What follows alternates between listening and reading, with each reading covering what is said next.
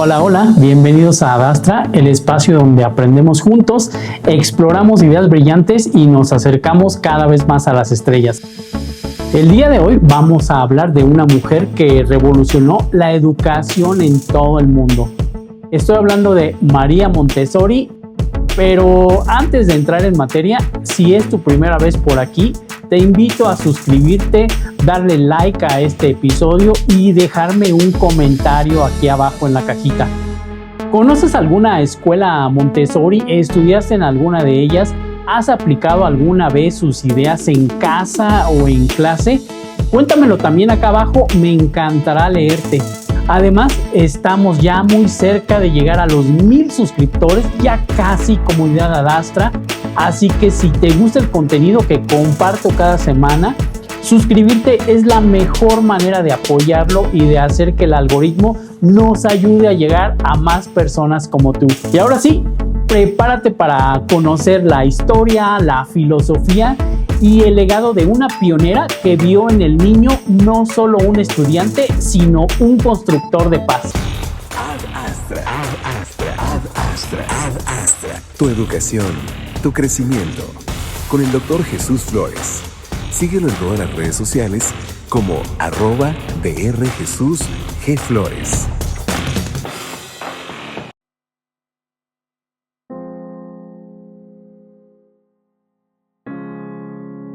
María Montessori nació en 1870 en Italia, en un contexto donde las mujeres no tenían acceso libre a la educación superior, pero eso no la detuvo.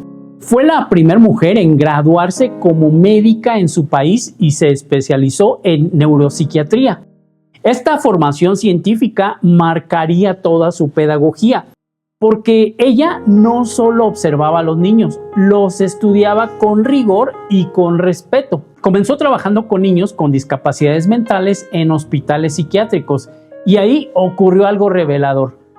Cuando se les daban materiales adecuados, esos niños aprendían y superaban incluso a niños considerados normales. Así que Montessori se hizo esa pregunta.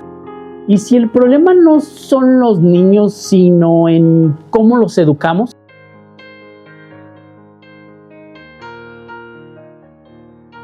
En el año 1907, María abre la primera casa dei bambini en un barrio pobre de Roma.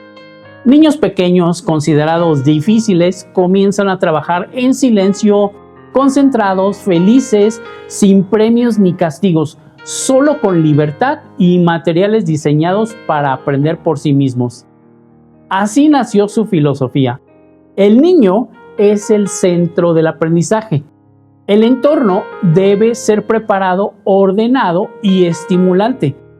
O sea que el educador no enseña, sino que acompaña como un guía y, lo más importante, el respeto profundo por el ritmo y la autonomía de cada niño. En sus aulas había silencio, concentración, los niños colaboraban entre ellos, incluso de diferentes edades, y sucedía aprendizaje auténtico.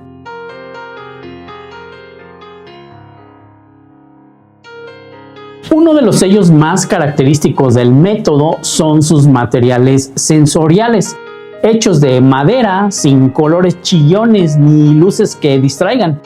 Cada objeto tiene una finalidad pedagógica, es autocorrectivo y está diseñado para que el niño descubra el error por sí solo. Aprenden matemáticas tocando, moviendo, viendo proporciones.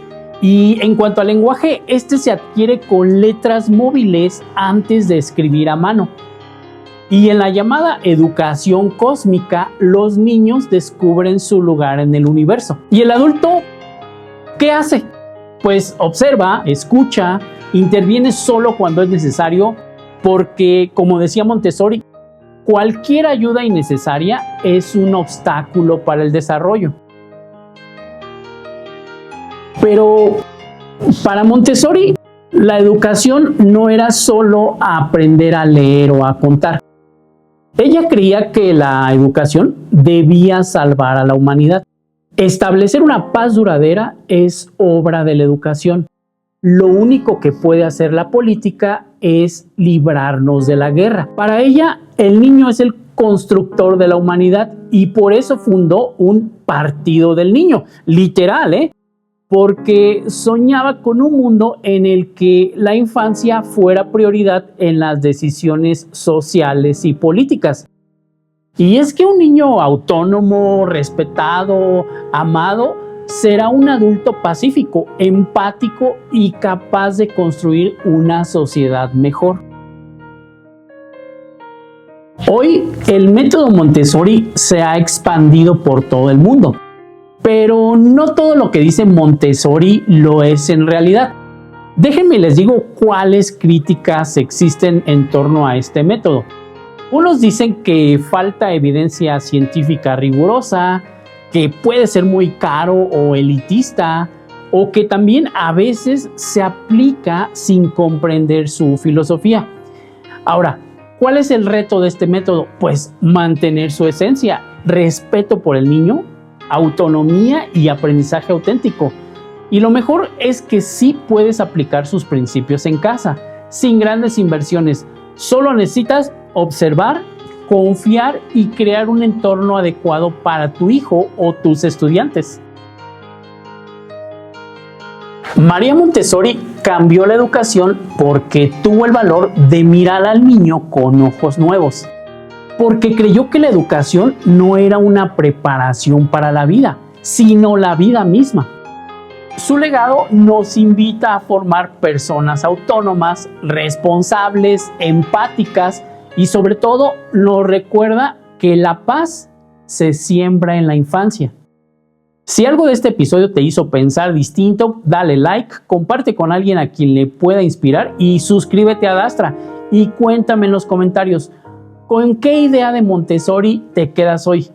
¿Te gustaría aplicar su filosofía en tu escuela, en tu casa o en tu comunidad? Yo me despido, soy el Dr. Jesús Flores. Nos vemos la próxima semana con más ideas para aprender, crecer y transformar el mundo. Hasta entonces, Adastra siempre hacia las estrellas. ¡Chao!